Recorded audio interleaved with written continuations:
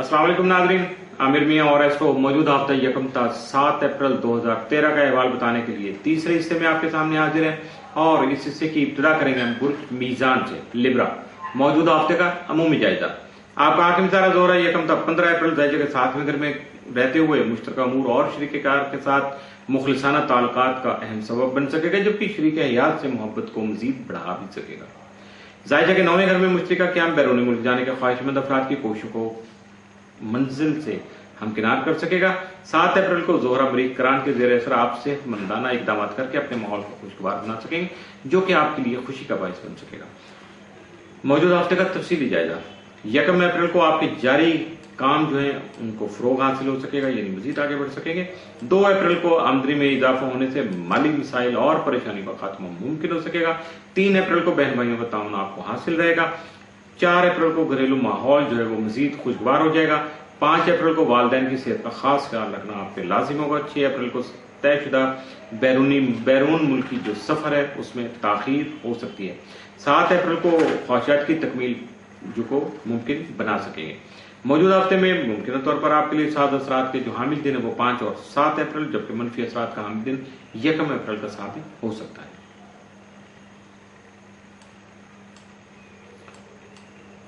बुर्ज अकरब Scorpio मौजूदा हफ्ते का अमूमी जायजा।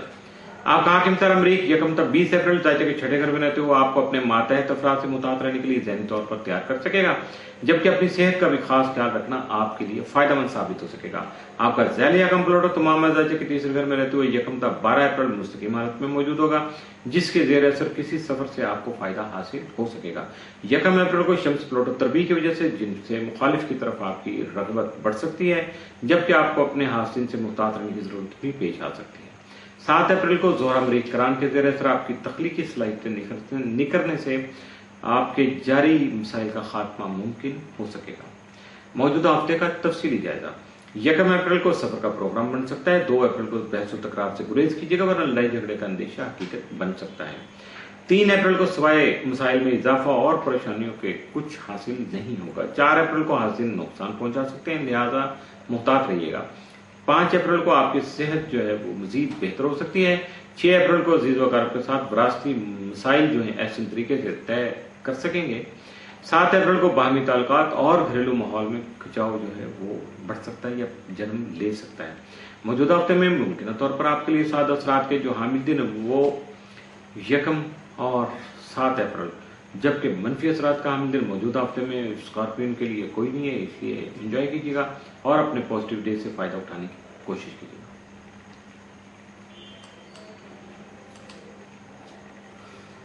बुर्ज कॉस सेक्रेटेरियस मौजूदा हफ्ते का अमूमी जायजा।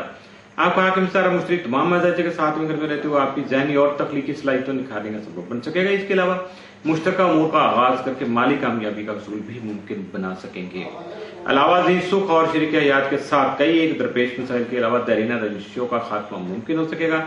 मरीख की जायजे के 5वें घर में जोहरा और शम्स के हमरा मौजूदगी के जेर असर आपके रुमानवी उमूर में अजीबोगरीब तब्दीलियां रूनुमा हो सकेंगी, लेकिन आपका फितरी तजस्सुस बरकरार रहेगा। जोहल के जायजे के 12वें घर में मौजूदगी की वजह से आपको अपने जारी अखराजात के अलावा अहम फैसलों को हतमी शक्ल देते वक्त बाहमी मुशावरत से काम लेना जो है वो बहुत ज्यादा आपके लिए फायदेमंद बना सकेगा। 1 अप्रैल को शम्स मुश्तरी तस्दीस के बाद हालात जो है आपके हक में रहेंगे, जबकि कई एक उमूर में फायदा का हुसूल भी मुमकिन हो सकेगा। मौजूदा हफ्ते का तफसीली जायजा। 1 अप्रैल को आप सफर का प्रोग्राम बना सकते हैं। 2 अप्रैल को आपके कारोबारी ताल्लुकात मजीद मुस्तहकम हो सकते हैं। 3 अप्रैल को खामखा के मसाइल पेश आ सकते हैं। 4 को हालात की वजह से घबराने की कोई जरूरत नहीं होगी, क्योंकि हालात आपके काबू में बासानी आ सकेंगे। 5 अप्रैल को रिश्तेदार परेशानी का बायस बन सकते हैं। 6 को सामने आने वाले तमाम मसाइल हफ्ते के आखिर तक बखूबी हल हो सकेंगे।